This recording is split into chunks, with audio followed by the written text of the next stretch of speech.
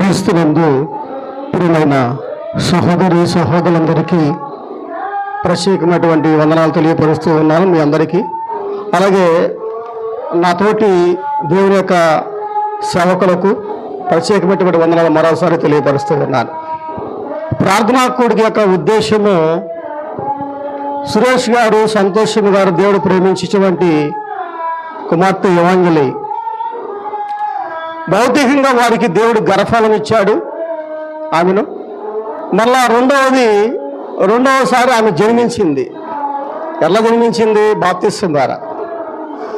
అంటే 2 సెలబ్రేషన్ చేసుకుంటాం ఈ రోజున. బహుశా అది కొంతమందికి సాధ్యం ఈ లోకంలో. నేను అన్నాను ఫోన్లో, బ్రదరు ఇంకొకటి మిగిలిపోయిందా ఆమె జీవితంలో అన్నాను. నవ్వారు.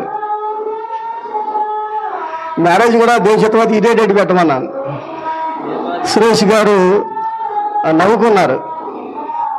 నాకంటే ముందుగా సహోదరులు చంద్రబాబు గారు మరి వాక్యం అందించారు. వారికి కూడా ప్రత్యేకంగా అభినందిస్తూ ఉన్నాను.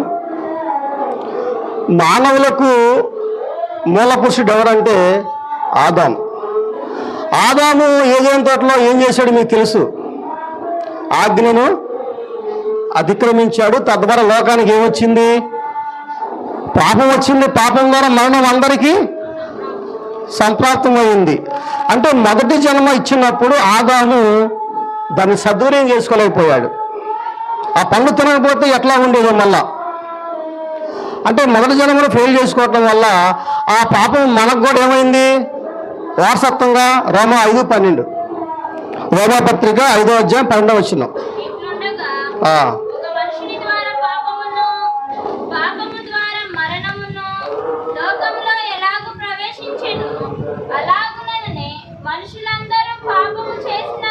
మనుషులు అందరూ పాపము చేసినందున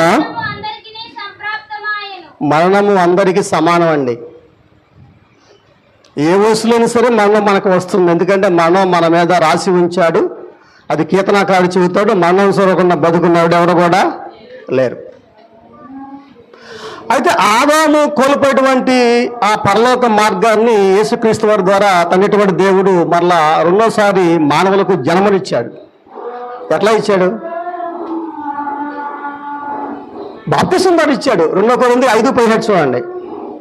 కాగా ఎవడైనాను ఎక్కడ ఉండాలి? సహోదరులు ఇప్పుడు వరకు చెప్పాడు, ఆశీర్వాదాలు క్రీస్తునందే ఉన్నాయి, బయట లేవు. ఎవడైనా క్రీస్తునందు ఉంటే వాడు కొత్తగా మళ్ళా ఆ యువాంజలి సృష్టించబడింది రెండోసారి జన్మించడం వల్ల. అంటే పాప జీవితాన్ని ఏం చేసింది? ఆమె వదిలిపెట్టేసేసింది. ఇప్పుడు దేవునికి కుమార్తెగా అడాప్టెడ్ పర్సన్ అయింది. ఇప్పుడు ఆమె దత్తపుత్రిక అయింది. అంటే అందరూ అవ్వాలని దేవుని ఉద్దేశం అండి. ఒకళ్ళగా ఆమె కాదు, మనందరం కూడా అవ్వాలని, ఇంకా మన బంధువులు స్నేహితులు అందరూ అవ్వాలని కూడా దేవుని ఉద్దేశం అయి ఉంది. అపోస్తులు బోధన ప్రారంభించినప్పుడు వాళ్ళు ఏం చెప్పారు? నమ్మి బాప్తిసం పొందిన వాళ్ళు, నమ్మని వాళ్ళకి అదిగో శిక్ష ఉంది నువ్వు జన్మించకపోతే. యేసుక్రీస్తు వారు నికోదేముతో ఏమన్నాడు? యోహాను సువార్త 3:3లో ఉంటుంది, మీరు చూడండి. అతనితో ఒకడు క్రొత్తగా జన్మించితేనే గాని అతడు దేవుని యొక్క రాజ్యాన్ని చూడలేడని. అది దేవుని రాజ్యం చూడాలంటే నేను ముసలిమాన్ని కదా, నేను ఆల్రెడీ ఒకసారి జన్మించాను, మరలా ఎలా జన్మించాను క్వశ్చన్ మనం తిరిగి యేసుక్రీస్తు వారిని అడిగాడు. అంటే నికోదేము ధర్మశాస్త్రం గురించి బాగా తెలుసు. అలాంటి వ్యక్తి యేసుక్రీస్తు వారిని క్వశ్చన్ చేస్తున్నాడు. నువ్వు మరలా తల్లి గర్భం ముందు ప్రవేశించడం కాదు, కానీ నీటి మూలముగాను ఆత్మ మూలంగాను జన్మిస్తేనే కానీ నువ్వు నూతన సృష్టిలోకి చేయబడతావు. అది రెండవ సృష్టి అనమాట. అది ఆ సృష్టిలో ఉన్నటువంటి వారందరూ కూడా క్రీస్తు యొక్క సంఘస్థులు, సహోదరులు, క్రైస్తవులు. ఆదాము కోల్పోయినటువంటి మొదటి జన్మని యేసుక్రీస్తు వాడు రెండవ ఆదాముగా వచ్చి సరిచేశాడు. కనుక భూమి మీద ప్రతి ఒక్కరు కూడా నూతన సృష్టిలో పాలుగుంపులు పొందాల్సిందే. పొందకపోతే పరలోక ప్రవేశము ఉందా? లేదు. చూడండి, ఈ పాఠంలో మనం ముందుకు వెళ్దాం. ఎవడైనా కొత్తగా జన్మించకపోతే వాళ్ళు ఎంత అధికారైనా సరే ఈ లోకంలో మారు మనసు పొందాల్సిందే. ఎందుకంటే యేసుక్రీస్తు వారు చెబుతాడు, మారు మనసు అక్కర్లేని 99 నీతిమంతులు ఉన్నా వారి విషయంలో నాకు సంతోషం లేదు, కానీ ఒక పాపి మారు మనసు పొందితే నాకు సంతోషం కదా? చెప్పండి. సురేష్ గారి ఇంట్లో వాళ్ళ కుమార్తె బాప్తిసం పొందితే దేవుని సంతోషం. సురేష్ గారి కుమారుడు బాప్తిసం పొందకుండా గొప్ప ఉద్యోగం చేస్తే సంతోషం ఉందా? లేదు. దూతలతో ఎప్పుడు సంతోషపడతాడు దేవుడు? మానవులు రాజ్యాన్ని వెతికి, సంఘాన్ని వెతికి దాంట్లోకి మారు మనసు పొందితేనే ఆయన సంతోషం. ఈ పొందినటువంటి వారు క్రీస్తుని కలిగి ఉండి వారి జీవితాన్ని ఎలా కొనసాగించాలి? భౌతికంగా గర్భఫలం వారికి ఇచ్చారు, వాళ్ళు పెంచారు, వాళ్ళు ఆత్మసమ జీవితంలోకి ఆమెను ప్రవేశింపజేశారు తల్లిదండ్రులు. ఆమె నోటితో ఒప్పుకుంది, బాప్తిసం పొందింది, బాగానే ఉంది. ఇక నుంచి ఆమె జీవితాన్ని ఎలా కొనసాగించుకోవాలి ఆ విషయం చూద్దాం. ఎందుకంటే బాప్తిసం ద్వారా అనేకమైనటువంటి దీవెనలు, ఆశీర్వాదాలు ఆమె పొందుకుంటుందండి. క్రీస్తు మరణంతో, క్రీస్తు పునరుద్ధానంతో ఆమె ఐక్యమవుతుంది. బాప్తిసం అంటే మామూలు విషయం కాదండి, దేవుని సంకల్పం. ఆనాడు శాస్త్రులు, పరిసరులు దేవుని సంకల్పం ఏం చేశారు? నిరాకరించారు. మీరు చూస్తే రోమపత్రికలో ఒకసారి చూడండి, 6వ అధ్యాయంలో 3వ వచనం దగ్గర నుంచి చూడండి. రోమపత్రిక 6వ అధ్యాయం 3వ వచనం ఒకసారి చూడండి, 3 కానించి చూడండి. క్రీస్తు యేసులోనికి మనందరం బాప్తిసం పొందాము. మనం ఎలా నడుచుకోవాలి? ఆమె ఆ యువకుల గురించి నేను చెప్పట్లేదు, అందరి గురించి, బాప్తిసం ప్రతి ఒక్కరి గురించి నేను చెబుతున్నాను. కొంతమంది క్రీస్తులోకి వచ్చి బాప్తిసం పొంది 2 ఏళ్ళు అవ్వచ్చు, 10 ఏళ్ళు అవ్వచ్చు, లేదా 15 ఏళ్ళు అవ్వచ్చు, లేదా 20 ఏళ్ళు అవ్వచ్చు. అందరికీ ఈ విషయాలు వర్తిస్తాయి. క్రీస్తులోనికి బాప్తిసం పొందిన మనమందరము ఆయన మరణంలోనికి ఎక్కడికైనా పొందింది మనం? ఆయన మరణంలోనికి. ఆయన ఎందుకు మరణించాడు? మన పాపల నిమిత్తం. మనం ఎందుకు మరణిస్తున్నాం నీటిలో? మన పాపల నిమిత్తం. ఆయన ఎందుకు లేచాడు అండి? ఆయన తిరిగి లేచాడు లేదా? పునరుద్ధరణే లేదా? ఆయన పునరుద్ధానం నీకు కూడా పాలు ఉంది. కింద మీరు చదవండి, కింద అర్థమవుతుంది. కాబట్టి తండ్రి మహిమ వలన క్రీస్తు మృతుల్లో నుంచి ఎలాగూ లేపబడును, అలాగనే మనము కూడా ఏ జీవం అండి? యువాంగులకి మనకి ఏ జీవం వచ్చింది? క్రొత్త జీవితం వచ్చింది. కొత్త మనుషుడు, కొత్త ఆత్మ మనలోకి వచ్చింది. యువాంగులి బాప్తిసం పొందే ముందు రోడ్డు వెళ్తున్నప్పుడు అల్లరి చేయొచ్చు, కాదంటలేదు. కానీ మారు మనసు పోయిన తర్వాత ఇక అల్లరాం చేయట్లా. ఇప్పుడు ఎవరు కుమార్తె అయింది? యేసుక్రీస్తు వారికి యేసుక్రీస్తు వారికి సహోదరి అయింది, తండ్రికి కుమార్తె అయింది. మనందరం కూడా తండ్రికి కుమారులు, కుమార్తెలు కాబట్టి నా సహోదరులు చెప్పారు, మనం వారసులమే. మనకి దేవుడు పరలోకాన్ని మనందరికీ అనుగ్రహిస్తున్నాడు. రేపు మహిమలో మనందరం కూడా ఆయనతో పాటు క్రీస్తు ఎక్కడ ఉంటే మనం అక్కడ ఉంటాం. సో నేను కింద చదవండి. ఇంకా మనం బాప్తిసం వల్ల మరణంలో పాలు పొందుటకై ఆయనతో కూడా పాతి పెట్టబడితిమి. ఆయన మరణం యొక్క సాదృశ్యమందు ఆయనతో ఏమొస్తుంది? నీకు ఐక్యత వస్తుంది, సమానత్వం వస్తుంది. నీకు కూడా బాప్తిసం పొందేటప్పుడు చాలా మందికి ఈ విషయం తెలియదండి. క్రీస్తు మరణము, నీ మరణము, క్రీస్తు పునరుద్ధానము, నీ పునరుద్ధానము అన్ని 2 ఎక్కువ అవుతున్నాయి. అక్కడ ఏ విధంగా మహిమ శరీరం ధరించుకున్నాడో అదే విధంగా నువ్వు బాప్తిసం పొందిన తర్వాత బయటకు వచ్చిన తర్వాత నూతన జీవం, నూతన లైఫ్, నూతన సృష్టి ఈ లోకంలో నువ్వు ప్రవేశించావు. అది క్రీస్తు యొక్క సంఘంలో ఉంది, అది బయట లేదు, క్రీస్తుకి బయట లేదు. కాబట్టి క్రీస్తు యేసునంత వరకు ఏ శిక్ష విధి కూడా లేదు. పాపం వల్ల వచ్చు జీతము మరణము, అయితే దేవుని కృపావరము క్రీస్తు యేసునందు ఉండటం నిత్య జీవం. నిత్య జీవాన్ని పొందుకోవడానికి మనందరం కూడా తప్పనిసరిగా ఏం చేయాలండి? బాప్తిసము తీసుకోవాలి, క్రీస్తులోకి రావాలి. ఎఫెసీ పత్రిక ఒకసారి చూడండి ఎలా నడుచుకోవాలో. అక్కడ పౌలు గారు చెప్పాడు, 4వ అధ్యాయం 22వ వచనం దగ్గర నుంచి చూడండి. మునుపటి ప్రవర్తన విషయంలోనైతే మోసకరమైన దురాశ వలన చెడిపోవు మీ ప్రాచీన స్వభావమును వదులుకొని మీ చిత్తవృత్తి యందు నూతనపరచబడిన వారై నీతియు యథార్థమైన భక్తియు గలవారై దేవుని పోలికగా సృష్టింపబడిన నవీన స్వభావమును ధరించుకొనవలెను. ఏ స్వభావం ఉంది ఇప్పుడు మనకి? బాప్తిసం పొందిన ప్రతి ఒక్కరికి ఎవరి పోలికలో ఉన్నాం? దేవుని పోలికలో ఉన్నాం. ఏ సృష్టిగా చేయబడుతున్నాం మనము? దేవుని సృష్టిగా, నూతన సృష్టిగా. చూడండి అక్కడ మరి పైన చూసినట్లయితే, మునుపటి ప్రవర్తన విషయంలో అయితే బాప్తిసం పొందే ముందు నువ్వు నేను మోసకరమైనటువంటి దురాశలు కలిగి ఉండొచ్చు ఈ లోకంలో. ఒకరిని మోసం చేయటం, ఇంకోళ్ళని మోసం చేయటం, అక్కడ మాటలు ఎక్కడ చేయటం, అవన్నీ మనకి బాప్తిసం పొందక ముందు మనకి అందరికీ ఉంది. అయితే ఆ జీవితం ఏ జీవితం? అది ప్రాచీన స్వభావం. అది దాన్ని వదులుకొని మనము క్రీస్తుని ధరించుకోవడానికి, అంటే ఆయన చిత్త ప్రకారం మన చిత్తవృత్తి యందు మనం కూడా వృత్తిగా ఎంచుకున్న క్రీస్తులో జీవించాలి. అందుకనే పౌలు భక్తుడు అంటాడు గల్తీ పత్రికలో 2వ అధ్యాయం చూడండి ఒకసారి 20వ వచనం. గల్తీ పత్రిక 2:20. క్రీస్తుతో కూడా సిలువ వేయబడి నేను క్రీస్తుతో కూడా సిలువ వేయబడి ఉన్నాను. జీవించువాడను నేను కాను. అమ్మ చూడండి, ఇక జీవించువాడు మనము మాత్రము కాము, క్రీస్తే నా యందు జీవించుచున్నాడు. ప్రతి ఒక్కరిలో ఎవరు జీవిస్తున్నారండి?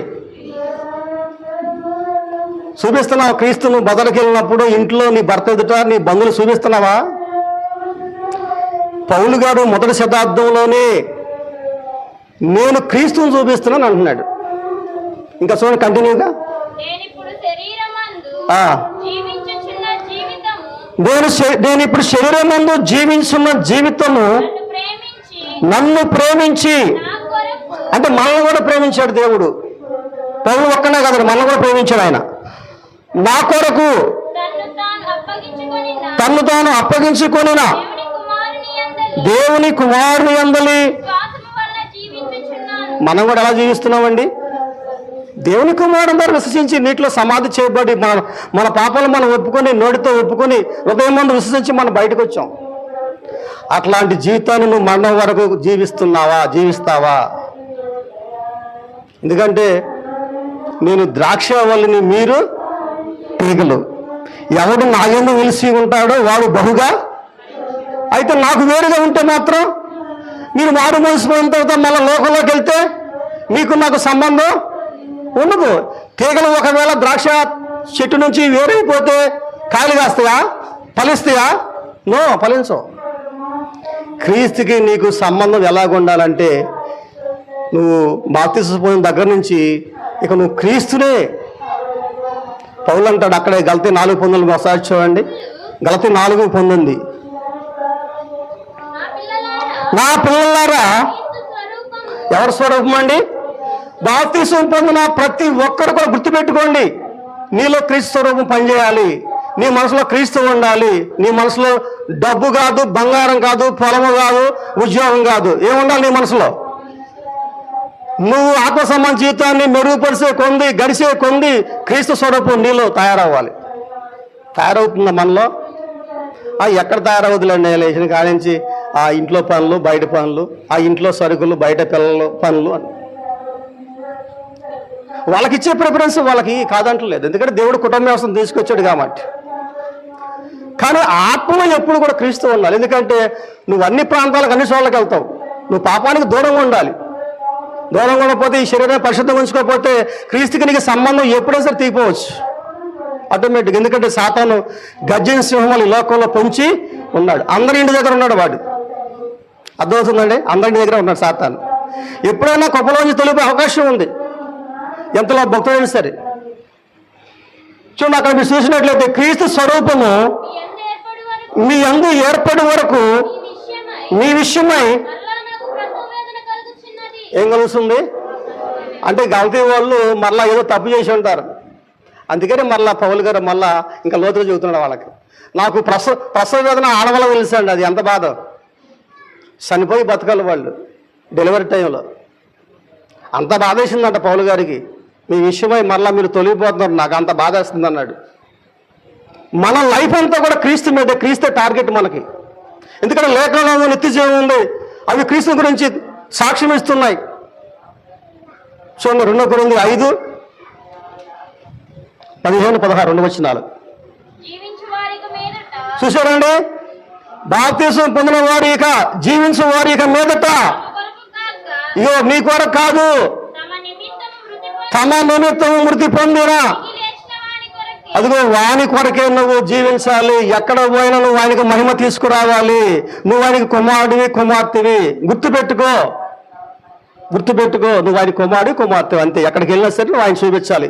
నువ్వు కాలేజీకి వెళ్ళు, యూనివర్సిటీకి వెళ్ళు, ఉద్యోగానికి వెళ్ళు, ఆఫీస్కి వెళ్ళు, ఎక్కడైనా సరే నీలో ఎవరు ఉండాలి?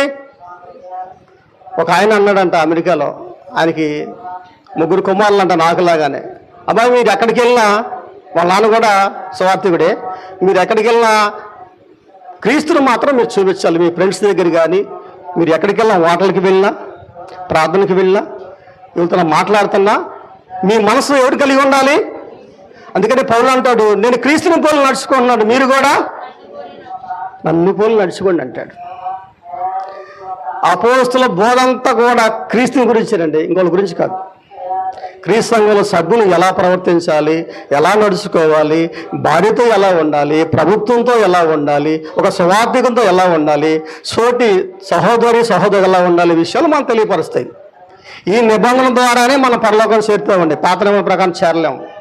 పాత నిబంధనలు ఎవరు నెరవేర్చలేదు, ఒక క్రీస్తు ఒక్క నెరవేర్చాడు. సో ఇక ఈ విషయంలో మనం ముందు పోతే, దీన్ని బట్టి మనకి తండ్రి, కుమార, పరిశుద్ధాత్మ ముగ్గురు కూడా మనకి నూతన స్వభావాన్ని కలుగు చేశారండి. ఈ లోకంలో ఎవరు కలుగు చేయాల? నీ మేషాలు కలుగు చేయాలా, మీ తల్లిదండ్రులు కలుగు చేయాల. తీతు పత్రిక 3వ అధ్యాయము 5వ వచనం దగ్గర నుంచి చూడండి. మనము నీతిని అనుసరించి అదిగో నీతి క్రియలు చేశాడు. ఎవరు? కొర్రీలి. కానీ ఆయనకి ఏం అవసరం వచ్చింది? రక్షణ అవసరం వచ్చింది. Very good. ధర్మకార్యాలు చేశాడు, పుణ్యకార్యాలు చేశాడు, కానీ అవి దేవుని దగ్గరికి వెళ్తానికి సరిపోలా. వెంటనే దేవుడు మళ్ళా అపోస్తులు పంపించాడు. చదవమ్మా. తన కనికరము చొప్పుననే. ఏ సంబంధమైంది అది? పునర్జన్మ అంటే ఏంటి? పునర్జన్మ సంబంధమైన స్థానం ఏంటి? నువ్వు తిరిగి జన్మించడానికి, తిరిగి జీవించడానికి ఏం పొందావు? నువ్వు బాప్తిజం పొందు. అదే వెరీ గుడ్. నీ నీతి క్రియల మూలంగా నీకు బాప్తిజం కలగల. చదవండి అక్కడ. తన విశేష కనికరము చొప్పున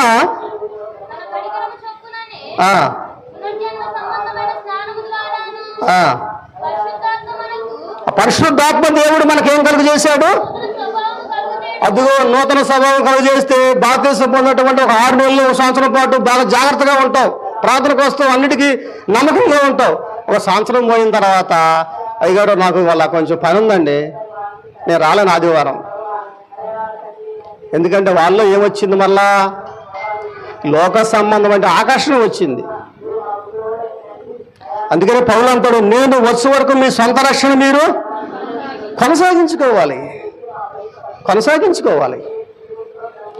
నీ ఆత్మ జీవింపజేయడానికి తగినటువంటి దేవుడు ఈ లోకములో కుమారుణ్ణి జీవాహారంగా పంపించాడు. శిలువ మీద మరణాన్ని కలుగు చేసి, నా శరీరము నా రక్తం తిని త్రాగవాడిని, నేను అంత తినవాడిని లేపుతానంటాడు. ప్రతి ఆదివారం నువ్వు మానుకోకూడదు. క్రైస్తవుడు కంపల్సరిగా రొట్టె దాససం తీసుకోవాలి. ఎందుకంటే అపోస్తులు దాన్ని ఏర్పాటు చేశారు. అపోస్తులు 27లో ఆదివారం రొట్టె వేలుస్తాము. ఆదివారం కూడుకునే ఉద్దేశం ఏంటంటే, క్రైస్తవులు మనమందరం కూడా రొట్టె విరవాలి, ఆయన మరణమును, సమాధి, పునరుద్ధానాన్ని జ్ఞాపకం చేసుకోవాలి. తన విశేష కనికరము చొప్పున మనకు నూతన స్వభావాన్ని కలుగు చేశాడు. ఇంకా చూసారా, మనం రక్షించాడు. చూసారా, ఆయన కృప వల్ల నువ్వు నీతిమంతుడు అయ్యావు. పాపిగా ఉన్న నీవు దోషిగా ఉన్న నీవు ఆయన రక్తం వల్ల నువ్వు నీతిమంతుడిగా ఇక్కడ సంతోషపడుతున్నావు. వాళ్ళకి రక్షణ లేదులే. నా పక్కన ఉన్న రక్షణలో నేను సంతోషపడుతున్నాను, నువ్వు చాలా ధైర్యంగా ఉన్నావు నువ్వు.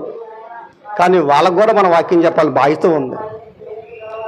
మన ఒక్కరే పరలోకంకి వెళ్తాం కాదు, మనతో పాటు మన భర్త, మన పిల్లలు, వాళ్ళ బంధువులు అందరూ కూడా ఉండాలి పరలోకంలో.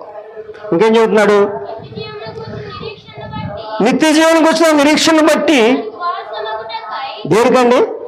నిత్య జీవనకు వచ్చిన నిరీక్షణ బట్టి, దానికి అంటే నిత్య జీవానికి, పరలోకానికి వారసులమవుటకై ఆ పరిశుద్ధాత్మను మన రక్షకుడైన యేసు క్రీస్తు ద్వారా ఆయన మన మీద సమృద్ధిగా. ఈ విషయం తెలుసా నీకు? బాప్తిసం పొందేటప్పుడు ఏమా తెలుసా మీకు? తెలీదు. వాక్యమైన పాలు నువ్వు చదువుతూ ఉంటే, వాక్యం చదువుతూ ఆదివారం మానుకోకుండా వస్తూ ఉంటే అప్పుడు నీ ఆత్మ అభివృద్ధి అవుతుంది. ఒక వారం మాని ఇంకో వారం మానకుండా, ఇంకో వారం మానుకుని ఇంకో వారం వస్తే అభివృద్ధి కాదు. మీరు సమాజముగా కూట మానక అంటాడు ఎబ్రీ పత్రికలో, అవునా? కనుక ప్రియులారా, పరిశుద్ధాత్మ దేవుడు నీకు ఇంత జీవితాన్ని కలుగు చేశాడు. తండ్రి, కుమార, పరిశుద్ధ ముగ్గురు కూడా నీకు లైఫ్నిచ్చాడు పరలోకంలో. ఆ విషయాన్ని గుర్తుపెట్టుకోవాలి. ఎందుకంటే ఆదాము ద్వారా మొదటి జన్మలో ఎడిదిరిగా ఆయన ఫెయిల్ అయిపోయాడు. ఆయన వల్ల మనకు మరణం వచ్చింది. కానీ క్రీస్తు వల్ల మనకేమొచ్చింది? నిత్యజీవం వచ్చింది. నిత్యజీవం వచ్చింది మనకి ఇప్పుడు. కనుక మనకి ఛాన్స్ ఉంది, పరలోక రాజ్యం ప్రవేశించడం ఛాన్స్ ఉంది. బాప్తిసం పొందిన మనం ఇంకా ఎలా నడుచుకోవాలంటే ఇంకా మనం ముందుకు వెళ్దాం ప్రియులారా. లోకంలో నుంచి మనం వేరైపోయాం కాబట్టి పాపం నుంచి కూడా మనం దూరంగా ఉండాలి. రోమిలకు రాసిన పత్రిక 12వ అధ్యాయం చూడండి. రోమపత్రిక 12వ అధ్యాయం మొదటి నుంచి చూడమ్మా. కాబట్టి సహోదరులారా, ఏంటండి? పరిశుద్ధము కావాలి నీ శరీరానికి. క్రీస్తుకు సంఘాన్ని శిరసైన పురుషుడు భార్య శిరసై ఉన్నాడు.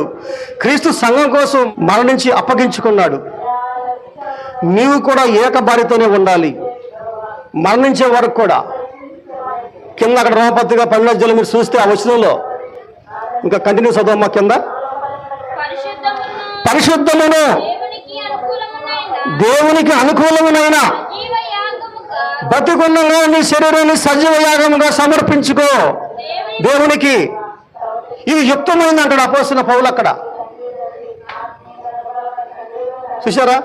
శరీరాన్ని కాపాడుకోవాలి. ఇంకా 1 పేతురు పత్రిక 1వ అధ్యాయము, నిన్ను పిలిచిందే ఈ లోకంలో పరిశుద్ధంగా, నేను పరిశుద్ధను, మీరు కూడా పరిశుద్ధంగా ఉండడానికి మిమ్మల్ని పిలుచుకున్నాను నేను సువార్త ద్వారా. 1 పేతురు పత్రిక ఒకసారి చూడండి, 1వ అధ్యాయం 14వ వచనం. నేను పరిశుద్ధుడై ఉన్నాను కనుక ఎలా ఉండాలండి? ఎప్పుడు దాకా ఉండాలి? కనుక అపోస్తలుడైన పేతురు ఏమంటున్నాడండి ఇక్కడ 1వ అధ్యాయంలో? నేను పరిశుద్ధుడై ఉన్నాను, మీరు కూడా పరిశుద్ధులుగా ఉండండి. ఇంకేం చెబుతున్నాడు కింద చూడండి అక్కడ. కాగా ఎలా ఉండాలి మనం? దేవునికి విధేయులకు పిల్లల వలె ఉండాలి. ఒక విధంగా క్రైస్తవుడు అంటే చచ్చిన పాంతో సమానం. నీ పక్క అంటే ఊసిన సరే నువ్వు తలకాయ వెళ్ళిపోవాలి. క్రీస్తు వారు ఏం చేశాడు?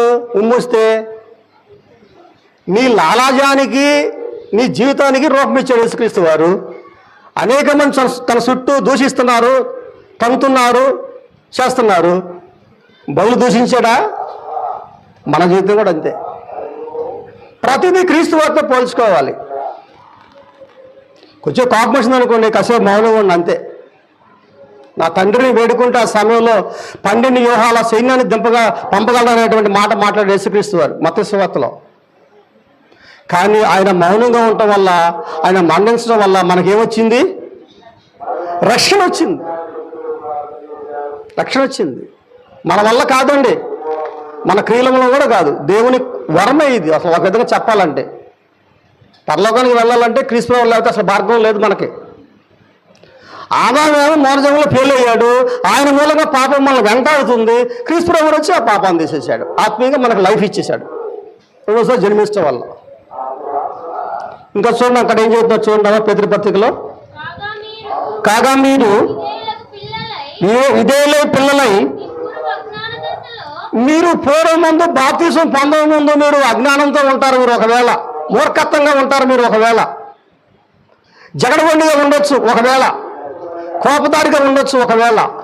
కానీ వాటిని మీరు మానుకోవాలి. చూడండి, అదే విషయాన్ని పెద్దలు చెబుతున్నాడు అక్కడ. ఇంటిన ఆశను అనుసరించి ప్రవర్తింపక మీకు ఉండిన ఆశలను, అప్పుడు ఉన్నటువంటి ఆశలు మీరు ఇప్పుడు అనుసరించవద్దు, అట్లా ప్రవర్తించవద్దు. మిమ్మల్ని పిలిచిన దేవుడు మిమ్మల్ని పిలిచిన దేవుడు పరిశుద్ధుడై ఉన్న ప్రకారం పరిశుద్ధుడై ఉన్న ప్రకారము మీరును కూడా సమస్త ప్రవర్తన యందు పరిశుద్ధులై సమస్త ప్రవర్తన యందు మాట చేత కానీ క్రియ చేత కానీ మీరు ఏమి చేసినాను ప్రభువునేశ్వర తండ్రి దేవునికి ఎప్పుడు కూడా ఏం చేయాలి? సమస్త ప్రవర్తన యందు ఎప్పుడు కూడా నీ జీవితంలో కృతజ్ఞత, విధేయత, నీతి, సమాధానం అయి ఉండాలి. అవి ఉంటేనే ఆ ఆత్మసమ రాజ్యంలో నువ్వు రేపు ఆయనతో పాటు ఉంటావు అక్కడ పరలోకంలో, లేకపోతే ఉండలేవు అక్కడ. ఇప్పుడు మనం చేసేటువంటి యుద్ధం తెలుసా? నువ్వు బాప్తిసం పొందిన దగ్గర నుంచి ఎవరితో యుద్ధం చేస్తున్నావు తెలుసా? నువ్వు ఆధ్యాత్మిక యుద్ధం చేస్తున్నావు, నువ్వు కనబడిన యుద్ధం చేస్తున్నావు ప్రతి ఒక్కరు. తెలుసా మీకు ఈ విషయం? బాప్తిసం పొందిన తర్వాత మనకు యుద్ధం స్టార్ట్ అయింది తెలుసా మీకు? ఎపిఎస్సి పత్రిక 6వ అధ్యాయం చూడండి, 11 వచ్చిన ఎపిఎస్సి 6:11. మీరు అపవాది తంత్రములను ఎదిరించుటకు మా చూడండి, మాడు మోసపోయేటువంటి వాళ్ళు ప్రతి ఒక్కరు యుద్ధం చేస్తున్నారు. ఇప్పుడు కనపడిన యుద్ధము, మౌన యుద్ధము, సాతానుతో యుద్ధము, అదే ఆధ్యాత్మిక యుద్ధం అంటారు దాన్ని. ఆ యుద్ధంలో గెలవాలంటే దేవుడు కొన్ని విషయాలు అక్కడ కింద చెప్పాడు, కొన్ని పరికరాలు చెప్పాడు అక్కడ. ఆత్మకి ఏం ధరించుకోవాలో, పాదాలకు ఏం ధరించుకోవాలో, శిరస్సుకి ఏం ధరించుకోవాలో, నడుముకి ఏం ధరించుకోవాలో అవన్నీ కూలం క్వశ్చన్ చెప్పాడు. అవన్నీ శాతం నాకు సమయం చాలదు.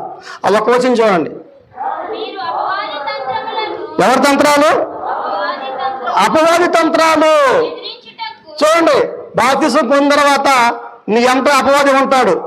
నీకు తగాద ఎప్పుడు వచ్చిందో నీకు తెలియదు, నీ ఎదుట పాపం ఎప్పుడు ఉందో నీకు తెలియదు, నీకు వెనకాల శత్రువు ఎప్పుడు వస్తాడో నీకు తెలియదు. నువ్వు సిద్ధంగా ఉండాలి, నీ ఆత్మను సిద్ధంగా ఉంచుకోవాలి, ఈ పరికరాలు ధరించుకోవాలి. కింద చెప్పిన పరికరాలు. నువ్వే పెద్ద సైనికుడివి క్రీస్తు సంఘంలో. ఈ యుద్ధంలో గెలవాలంటే ప్రార్థన, పట్టుదల, వాక్యం చదువుకోవటం ఇవన్నీ ఉండాలి క్రైస్తవుడికి. అంతేగాని ఆదివారం వెళ్ళొచ్చి బైబిల్ పక్కన పడితే ఆత్మీయ జ్ఞానం నీకు రాదు, నువ్వు అభివృద్ధి చెందలేవు. ఆ వచ్చిన మనం చదవమ్మా. మీరు అపవాది తంత్రములను ఎదిరించుటకు అపవాది తంత్రం ఎదిరించుటకు శక్తిమంతులగునట్లు ఎట్లా అవ్వాలి? సైనికుడికి యుద్ధం చేయాలంటే, ఎదురు యుద్ధం చేయాలంటే కొంచెం బెటర్గా ప్రిపేర్ అయ్యి వెళ్తాడు. అవతల వ్యక్తి 100 మందితో వస్తుంటే ఈయన ఎలా వెళ్తాడు? కనీసం 150 మందితో వెళ్ళాలి. అదే కదా.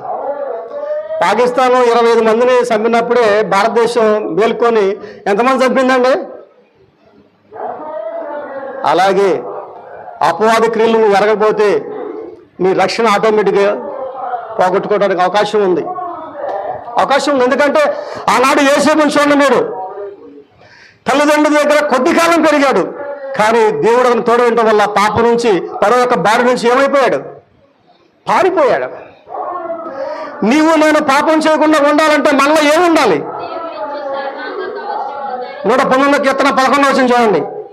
దావీదు తను పాపం చేసిన తర్వాత తన మనసులో ఏముంచుకున్నాడో చెప్పాడు చూడండి అక్కడ. నువ్వు బాప్తిసం పోయిన తర్వాత ఎప్పుడు కూడా నీ హృదయంలో ఉండాలి అదే విషయం. చూడండి, అదే వచ్చిన చూడండి అక్కడ.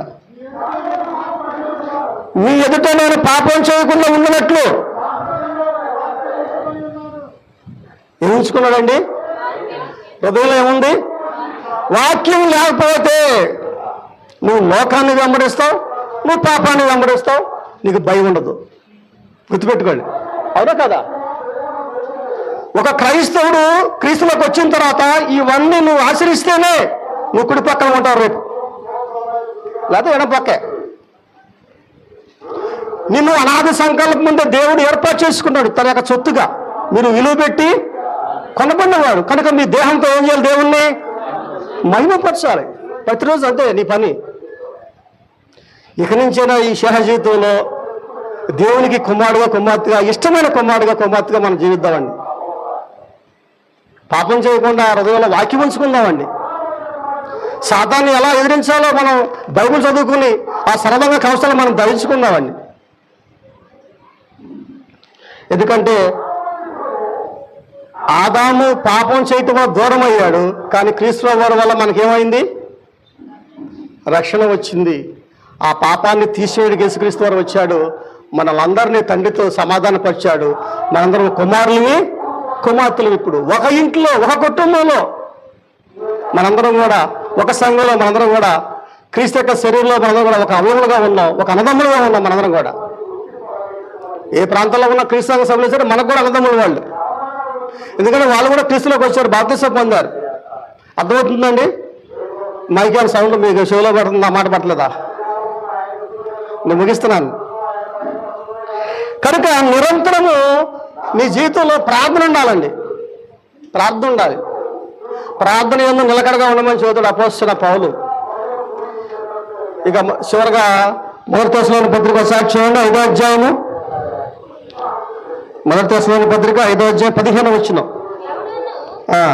కీడునకు ప్రతికీడు ఎవరికైనా చేయకుండా నువ్వు మారు మనసు పొందావు, బాప్తిసం పొందావు, ఇక నుంచి నీ పక్కవాడికైతే నువ్వు కీడు చేయకూడదు. శాతనైతే నువ్వు మేలు చేయి, దేవుని కుమారుడు అనిపించుకుంటావు.